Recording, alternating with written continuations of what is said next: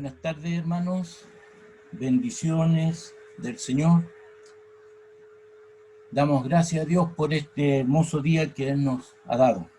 Día del Señor. Y me ha correspondido compartir la palabra.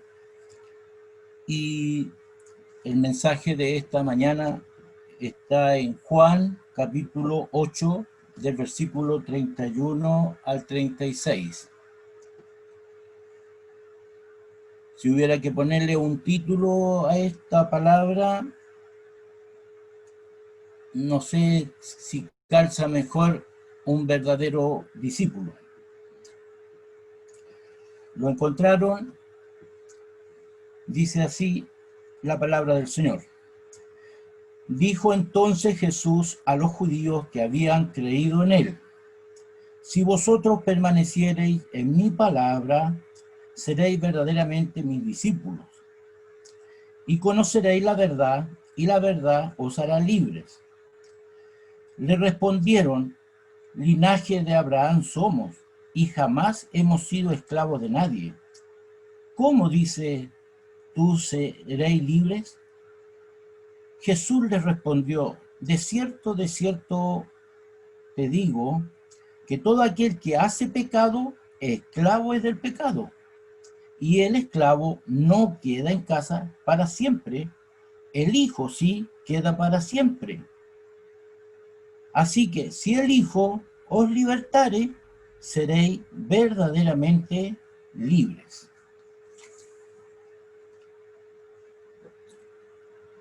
Dijo Jesús a los judíos que habían creído en él.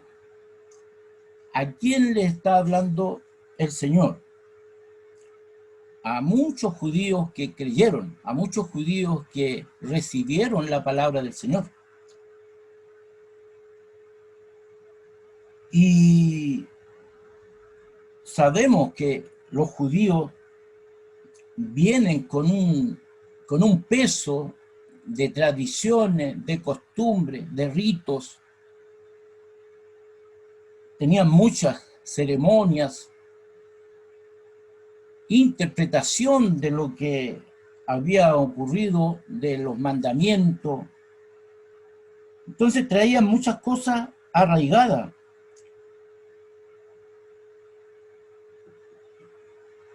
Y para ellos entonces es complejo, es difícil decir seréis libres, y ellos se defienden y dicen: nosotros no hemos sido esclavos de nadie, del linaje de Abraham somos. Pero no se daban cuenta que estaban frente al Señor Jesucristo,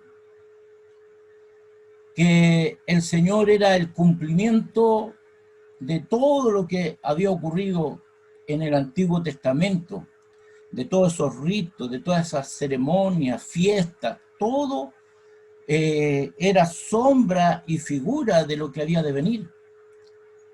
Jesús era el cumplimiento de aquello, y Él lo dice: oíste que fue dicho en aquellos tiempos, pero yo os digo ahora hay una nueva dispensación.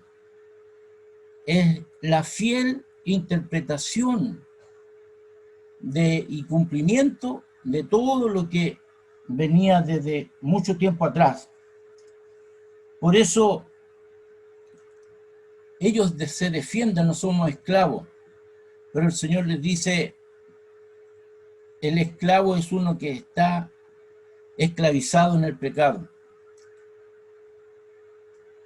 No tiene que tener grilletes ni tener una marca en el cuerpo de que pertenece a tal amo. Ustedes y todos aquellos llevaban esa marca, pero del interior, porque el pecado los había infectado como a todos, como a toda la humanidad. Pero ahora, más allá del linaje, estaba el Señor Jesucristo ahí frente a ellos. Como decía, el cumplimiento de todas las profecías. Aquella que dice en Hechos 22:18, que en su simiente, en esta simiente, serían benditas todas las naciones, más allá de un linaje. El Señor entonces era el Señor de la casa, era el fundamento. Entonces, sigue hablando de la casa. El esclavo no se queda en la casa para siempre. El hijo, sí. Y fíjense que ahí hay una, en 2 versículos, cuando dice el hijo sí queda en casa, está con minúscula. Ese hijo somos nosotros, al ser liberados del pecado y de todas esas cosas, tradiciones, costumbres. Aquí hay una sola iglesia, un solo pueblo. Se termina esto de judíos y gentiles. Un solo rebaño, una sola iglesia. Y libres del pecado, el hijo se queda en casa para siempre. Pero el último versículo 36, ¿qué dice? Así que si el hijo con mayúscula os libertare, seréis verdaderamente libres. Jesucristo, el hijo. El esclavo no se queda para siempre. Es por un tiempo. Explico esto porque ahora quiero entrar de lleno a lo que está en mi corazón acerca de los discípulos. Entonces, aquí los judíos que habían creído en él tienen que entrar en una, no sé cómo decirlo, en una palabra, en una doctrina, en una idea que no hace distinción de judíos ni gentiles. ¿Qué es lo que le está diciendo el Señor? Tenían que tener claro esto, que si ellos creían en él, le obedecen, permanecen en su palabra, serían verdaderamente sus discípulos.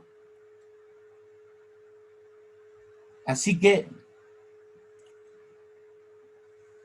el Señor está poniendo algo nuevo, novedoso para ellos, distinto, que ellos no lo habían visto, no lo habían entendido. Así que para los judíos, cuán difícil tiene que haber sido de tener este cambio, este nuevo pacto, porque lo otro era un peso de generaciones en generaciones, de siglos, de tradiciones, ideas, pero el Señor es claro y se para frente a ellos y les dice, esto es lo que corresponde ahora. Si realmente ustedes creen en mí, si realmente ustedes han recibido mi palabra, mi enseñanza, ¿qué es lo que tienen que hacer? Permanecer en mi palabra. Y así seréis verdaderamente mis discípulos. Estaban frente al Hijo de Dios, al Redentor, al Mesías, el cumplimiento de todas las profecías. Hermanos, qué tremendo. Así que la palabra discípulo, hermano, aparece en el Nuevo Testamento como 280 veces. Solamente en Mateo 72, en Juan 75, en los Hechos 30, tomé en algunas Lucas como... Lo que quiero compartir acerca del discípulo no es algo sacado de nuevo 3 versículos, 4 versículos. Es el tema. ¿Qué significa discípulo? Discípulo es un aprendiz, es un alumno, es un seguidor de un maestro, de su idea, de sus pensamientos, de su filosofía de vida. En este caso, maestro de los maestros. Mirando, hermanos, el contexto de este pasaje, volviendo atrás un poco en Juan 5, 19, 5, 30, Juan 7, 38, ¿qué es lo que hay ahí? El Señor está respaldando, explicando su autoridad, sus testigos, que Él no viene por su cuenta. Acuérdense que el 5:19, yo nada hago por mi cuenta, yo nada hago por mí mismo. Lo que el Padre me dice, eso hago yo. Y Él nombra a cuatro testigos, nombra a Juan el Bautista, las obras que Él hace, el Padre, la palabra, el mismo Espíritu Santo.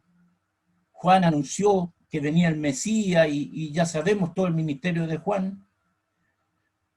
Las obras que él hacía no eran cosas que pasaran inadvertidas, que nadie se diera cuenta. Ya sabemos todo lo que impactó, lo que provocó la vida de Jesús.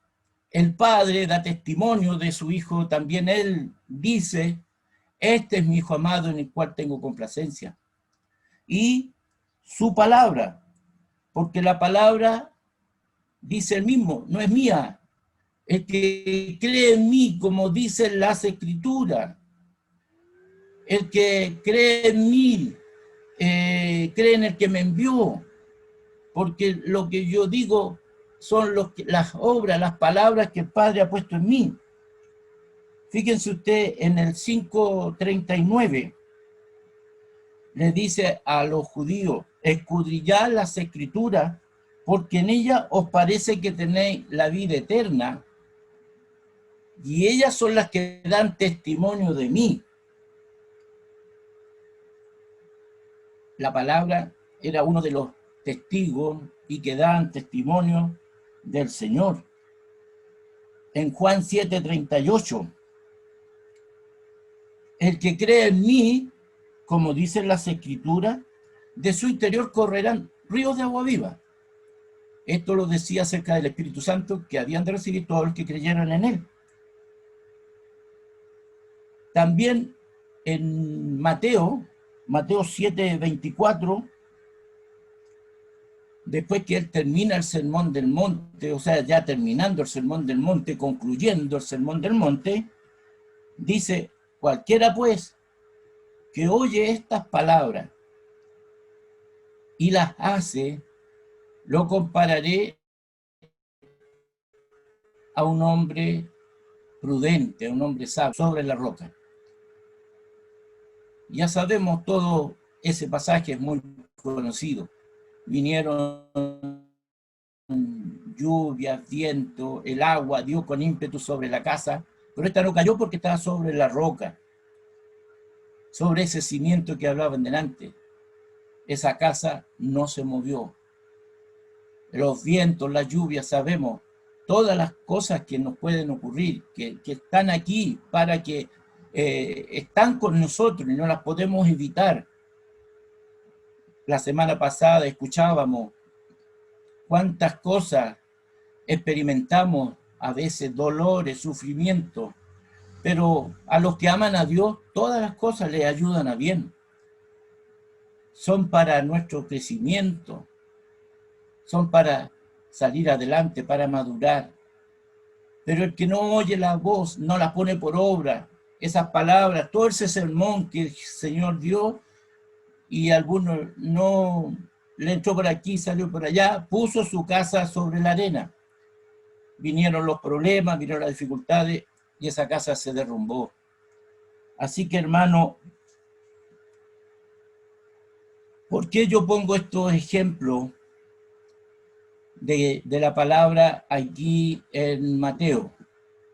de que cree en mí, como dice la Escritura en Juan 5:39, cuando dice, porque las Escrituras son las que dan testimonio de mí. Porque hay una relación y una conexión entre el Señor Jesucristo y la palabra, que son inseparables, porque Jesucristo también es la palabra, es el verbo encarnado. Entonces, al tener la palabra en nosotros, al creer la palabra, tenemos al Señor en nuestras vidas, al Cristo encarnado. Y eso es lo que le está diciendo a los judíos. Si permanecen en mi palabra. ¿Y qué permanecer? Ahí entre medio hay varias cositas que tenemos que sacarlas, que están ahí. El discípulo cree, tiene fe. El discípulo obedece. El discípulo permanece. Tiempo atrás estuvimos estudiando por ahí Timoteo, que cuando Pablo lo aconseja, que permanezca. Permanecer es plantarse en un lugar. El discípulo cree, obedece, permanece en la palabra, no se desanima fácilmente, no empieza a retroceder en la fe. Y un discípulo, por el contrario, está dispuesto, está siempre disponible. No es alguien que está criticando, que está mirando desde afuera, que está murmurando, que está juzgando. El discípulo, hermano, dice, amén, estoy dispuesto. A lo sumo, pregunta cómo serán las cosas. Por ejemplo, tengo varios ejemplos de discípulos que en su momento fueron tomados por el Señor. Vemos el caso de María. María recibe al ángel y el ángel le da la noticia de lo que va a ocurrir con ella. ¿Y ella qué dice? ¿Cómo será esto? Pues no conozco varón. No discute, no nada.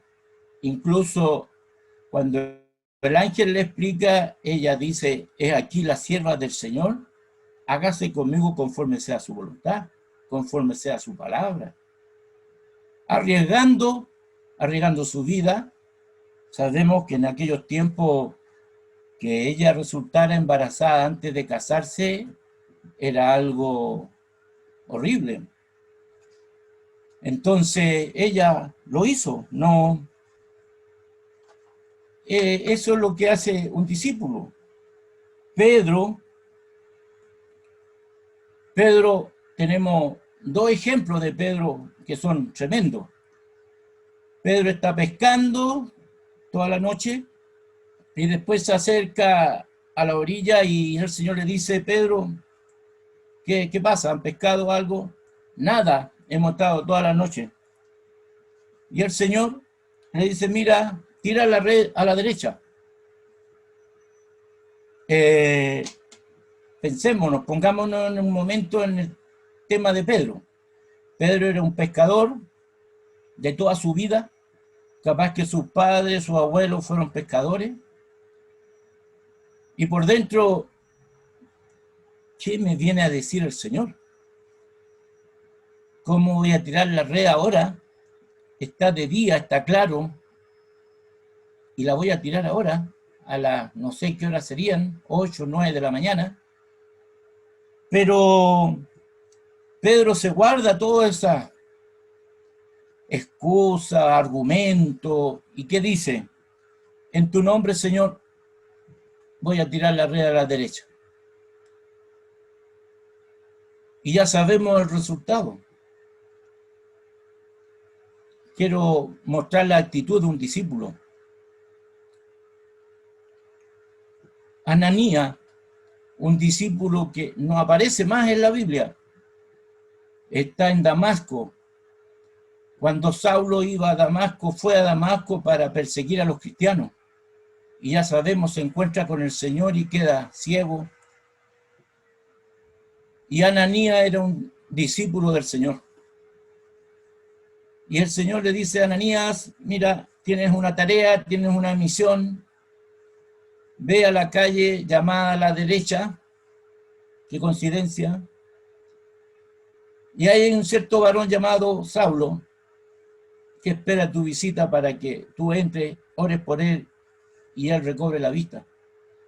Y Saulo, pero Señor, este varón ha causado muchos males allá en Jerusalén a tus santos.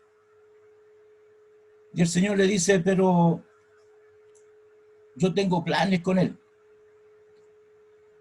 Para grandes cosas lo quiero y es necesario que él también sepa lo que es sufrir por causa de mí. Así que ve. Y Ananías va, obedece, y ya sabemos lo que resultó de eso. El mismo Pedro, otro discípulo, el mismo discípulo que estaba mencionando antes,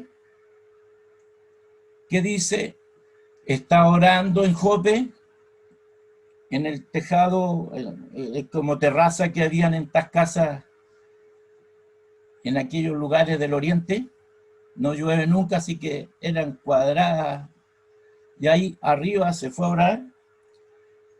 Y mientras oraba tuve esa visión del lienzo, los animales, y mata, come, le dice el Señor, pero Pedro, Señor, yo nunca he comido nada inmundo.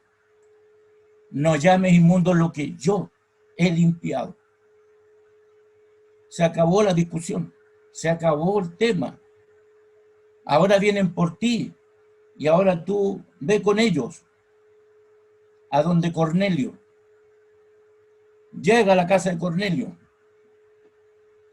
Su entrada ahí no fue tan amistosa, pero él obedece. Él dice, ustedes saben cuán abominable es para un judío entrar a la casa de un gentil. Pero en obediencia a él fue. ¿Y qué resultó de eso? Se convirtieron toda esa gente. Fue una cosa extraordinaria. Cayó el Espíritu Santo. Hubo algo extraordinario, hermano. Qué maravilloso. Cuando el discípulo está, dice amén, y él es el que va a ser el instrumento usado por el Señor. El discípulo no puede interferir en los planes de Dios. Ni el discípulo puede decir el cómo y el cuándo. Eso está en la soberanía de Dios.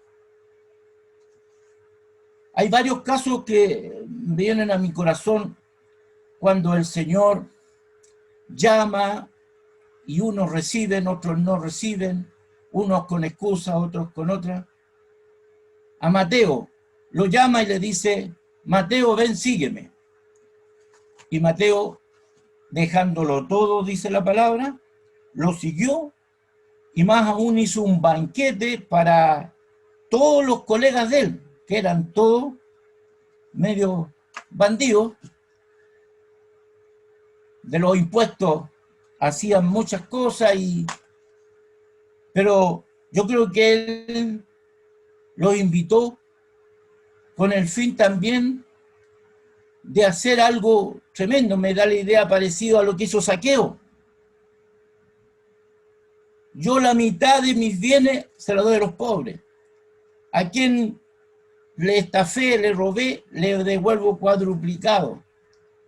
Mateo dio testimonio a todos los que estaban con él ahí, amigos, parientes, colegas, que ahora él seguía al Señor. Qué tremendo, qué maravilloso es ese ejemplo. Pero hay otros que no. Por ejemplo, a uno le dice, ven, sígueme. Y este le dice, a ver, Señor, pero déjame primero que vaya y me despida de mis amigos, de mis parientes. Jesús a continuación dice, ninguno que pone la mano sobre el arado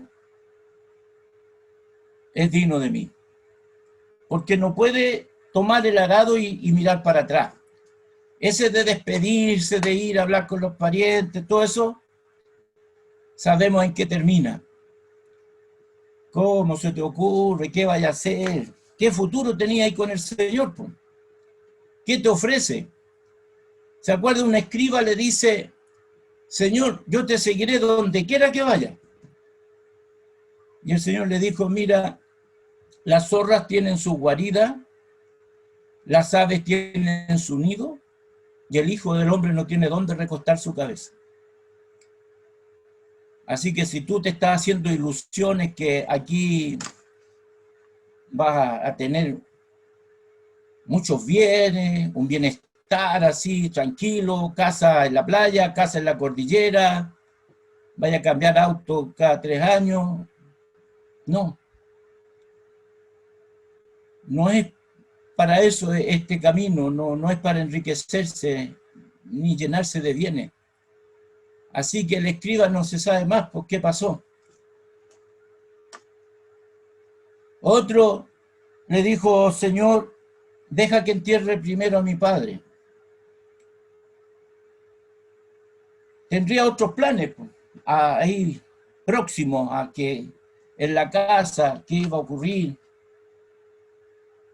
No se sabía cuándo iba a morir el papá, a lo mejor tendría 50 años, podía vivir 20 años más, pero en esos 20 años quería terminar algunas cosas, algunos trabajos,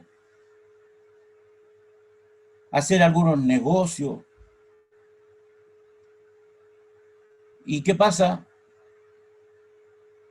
No, pues es cuando el Señor te llama, es cuando el Señor te quiere usar, es cuando el Señor quiere que tú le digas, amén, amén Señor, yo quiero hacer tu voluntad. El llamado del Señor, hermano, el llamado del Señor no es muy atractivo. El llamado del Señor es impopular. ¿Se recuerdan cuando está en todos los evangelios, no sé si en Juan, cuando en Mateo 16, 18, en Marcos 8, 34, cuando dice, el que quiera ser mi discípulo, el que quiera seguirme, niéguese a sí mismo, tome su cruz cada día y sígame.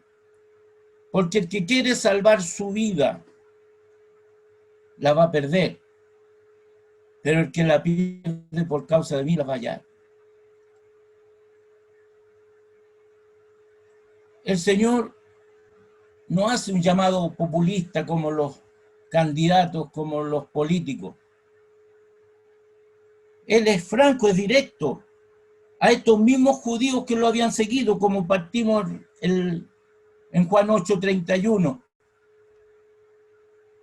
Yo creo que él vio mucho entusiasmo, mucho gozo, mucha alegría, risa, y se para y les dice a los judíos que habían creído en él, si vosotros permanecéis en mis palabras, seréis verdaderamente mis discípulos. Él no lleva a nadie engañado, ni le vende, como decimos nosotros, la pomada. Aquí es claro, y cuando dice, el que quiera seguirme, el que quiera ser mi discípulo, tome su cruz, niéguese a sí mismo y sígame.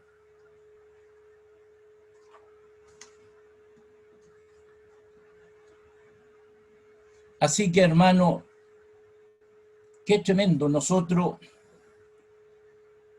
hemos tomado una decisión de seguir al Señor, le hemos creído, ¿Hasta dónde le hemos creído? ¿Cuándo vamos a decir, Señor, quiero ser un verdadero discípulo? Quiero de verdad no ser esclavo del pecado. Nosotros, en nuestras conversaciones, me incluyo en estos días de tanta confusión en el mundo. Usted recibe a veces por internet cosas. Las señales están todas dadas, Cristo viene. Netanyahu hace poco dijo, con este pacto que hicieron los gringos y con algunos países árabes, con varios países árabes, están incluidos ahí los Emiratos Árabes, y por fin tenemos paz y seguridad. Y ya muchos apuntaron eso, sacaron la foto del avión donde venía Netanyahu y cuando dijo esas palabras. El tercer templo ya está listo. Yo no estoy tratando de apocar esas cosas o tratar de burlarme de eso, pero creo que todos nosotros también hemos dicho, sí, está todo listo, está todo cumplido. Cristo viene, la iglesia no pasa por la gran tribulación. Pero de verdad estamos como preparados, estamos así como ese discípulo, heme aquí, Señor. No importa que me apedreen, no importa que me aserreen, en aquellos tiempos aserraban, en aquellos tiempos los lapidaban.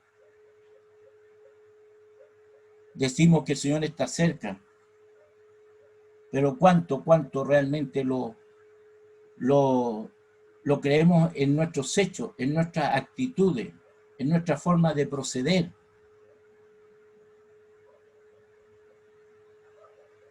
Nosotros somos discípulos, hijos de Dios. Yo sacaba la cuenta ahí, cuando habla de discípulo, y se hace como un paralelo, un verdadero discípulo es un hijo de Dios. Porque como está hablando, seréis verdaderamente discípulos, y después dice, bueno, el que hace pecado es esclavo del pecado, pero a continuación, si el Hijo os libertare, seréis verdaderamente mis discípulos. Porque el Hijo se queda permanentemente en la casa, el esclavo sale. Somos hijos, discípulos. Y el discípulo entonces está ahí, dispuesto a servir, no a mirar de la galería, no a juzgar ni a criticar. ¿Hubieron críticas en algún momento? Claro. La iglesia, cuando creció, acuérdense que parte con 120 en el Pentecostés, y antes se dice que pudieron haber habido como 500 personas. Pablo parece que lo dice, cuando el Señor fue tomado hacia las nubes, por las nubes y se fue al cielo. En un sermón se convierten 5.000, sin contar los hombres ni las mujeres, o sea, las mujeres ni los niños. En otro se convierte en 3.000, sin contar las mujeres ni los niños. Se dice que esa iglesia creció a más de 20.000 personas. Y en los Hechos 6:1 dice cómo hubo crecido la iglesia y había muchos discípulos. Los griegos empezaron a murmurar contra los hebreos porque, según ellos, estaban descuidando a las viudas de ellos en la repartición de las cosas diariamente. La solución, los apóstoles convocan a la iglesia y que la iglesia nombre a hombres llenos del Espíritu Santo, de buen testimonio, que ya estaban sirviendo. Para servir no necesitas un título. Para servir no necesitas que te pongan no sé, unas 2 rayitas aquí en... Tú sirves, porque está el don, está la gracia. Y la iglesia reconoce eso. Y nombran a los diáconos. Y ahí se ve que no se equivocaron. Esteban, el primer mártir, hombre lleno del Espíritu Santo. Cómo predica, cómo habla, hasta ser muerto. Siempre, hermano, va a haber roces, fricciones, conflictos en la iglesia. El hermano Rubén la otra vez nos trajo un mensaje que decía: la iglesia no es perfecta. Y es verdad. En Corintios dice que es necesario a veces que hayan cosas para que se manifiesten los que han de ser salvos. El Señor no tendría conflictos con su grupito. Eran 12. Y de los 12, miremos, uno lo traiciona y lo entrega para que sea muerto. Otro lo niega y lo reniega. Y después que había recibido una cosa tan hermosa, tan tremenda, que el mismo Señor Jesús lo felicita: esto no te lo reveló carne ni sangre, te lo reveló mi Padre que está en los cielos. A Pedro. Y tras cartón, Pedro se la da de consejero, no sé, de buen amigo, o algo le pasó que, ¡pum!, se acerca al Señor y lo reconviene. Lo empieza a aconsejar y un poquito enojado: no permitas que esto te pase. ¿Qué le dice el Señor? Apártate de mí, Satanás.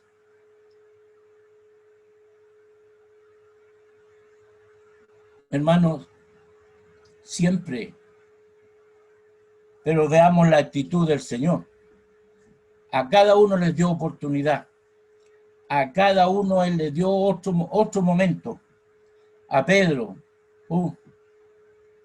lo perdonó en lo renegado. A Judas le dio la oportunidad cuando le dice: mira, Judas, lo que vas a hacer. Si estás seguro, estás claro, está ahí, bueno, hazlo. A Tomás, que dijo: si yo no veo las manos ahí, no meto yo mi dedo en su llaga, no creo. Cuando aparece en el salón donde estaban todos reunidos, al primero que llama: Tomás, ven, mira mis manos, mete tu mano en mi costado. A Pedro le dio oportunidad, lo perdonó. Pero yo, ¿a qué quiero concluir? No hubo nunca una actitud ni en los discípulos de desacreditar a otro, ni Jesús de avergonzar a ninguno. Jesús nunca encaró a Judas, nunca dijo cuando estaban juntos: tengan cuidado con este traicionero. Nunca habló mal de él. Nunca lo encaró. Esa es la actitud de un hijo de Dios. Guardar silencio frente a las ofensas, a las injurias, a las calumnias, a las mentiras. Esperar que el Señor haga su justicia. Está la tentación en nosotros muchas veces querer ser mejor que Dios, ser mejor que el Señor. Claro, ¿Se acuerdan los siervos que le dicen a su señor, Señor, mira, déjanos entrar ahí al campo, al sembrado, y sacamos la cizaña y la... No, le dijo, déjenla, que crezca ahí. Ya va a venir la cosecha y ahí se va a apartar el trigo de la cizaña.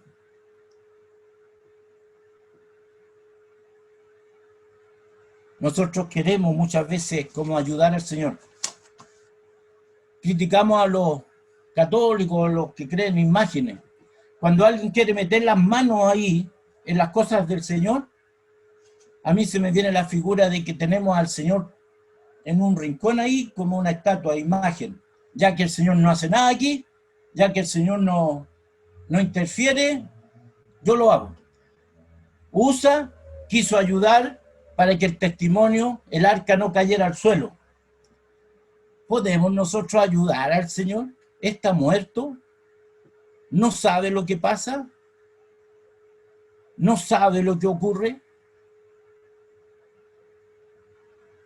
Ahí quedó Usa con buenas intenciones, quiso ayudar para que no cayera el arca. El Señor vive, reina entre nosotros. Él conoce los corazones y Él pagará a cada uno según su actitud, según lo que Él haga. No podemos nosotros meter mano en las cosas del Señor. El discípulo está para servir. El discípulo está para obedecer, para ir adelante. Jesús en Mateo 28, 19 al 20 dijo, ir por tanto a todas las naciones y hacer discípulos a todas las naciones, bautizándolos en el nombre del Padre, del Hijo y del Espíritu Santo. Y aquí yo estaré con vosotros hasta el fin. ¿Qué les dijo ir a ser discípulos? Enséñenle. Dios puso en la iglesia apóstoles, profetas, evangelistas, pastores, maestros, para perfeccionar a los santos, para enseñarle a los santos.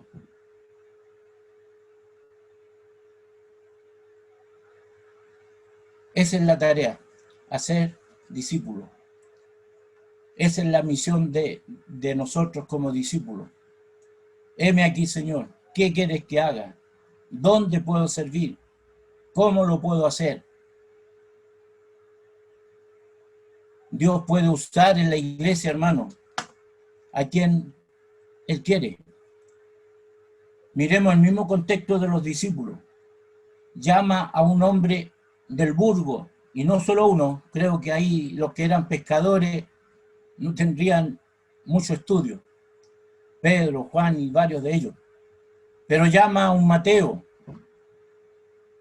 llama a Pablo, un hombre erudito,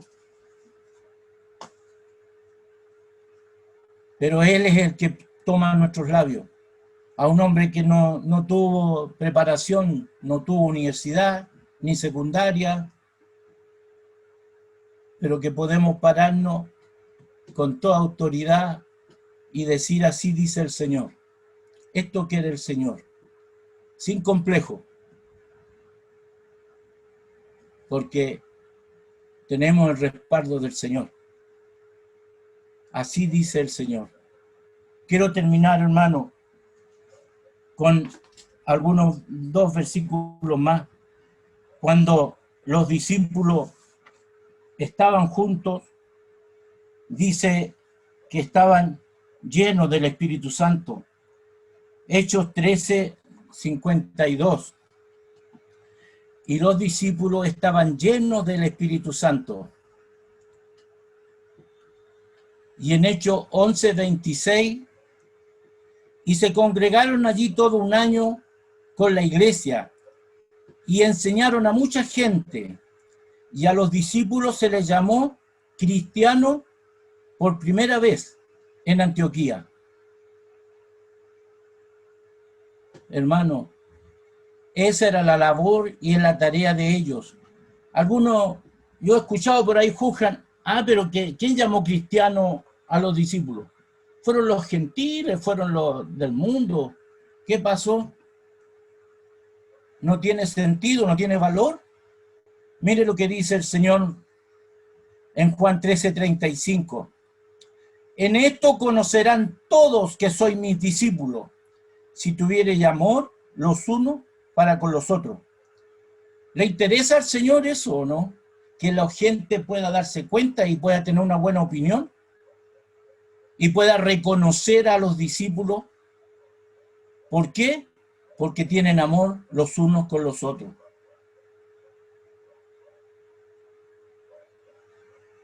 Y por último, Jesús mismo en Juan 15:8 dice esto: en esto es glorificado mi Padre, en que llevéis mucho fruto y seáis así mis discípulos. Como el Padre me ha amado, yo también os he amado. Permanecer en mi amor.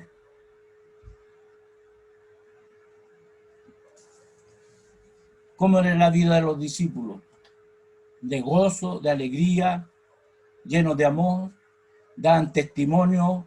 La gente reconoce que ellos eran seguidores de Jesús y ellos le ponen como un sobrenombre cristiano. ¿Qué mejor apodo o sobrenombre? Que me parezca a Cristo. ¡Qué tremendo! Eso es lo que el Señor quiere. Así que, hermanos, el Señor guarde nuestros corazones y esta palabra nos haga reflexionar. En esto conocerán todos que soy mis discípulos, si tuviereis amor los unos con los otros.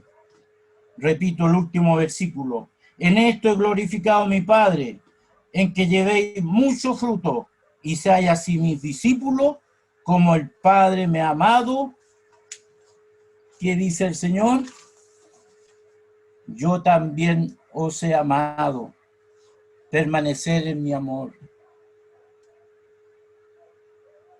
Si hay algo que caracteriza este caminar,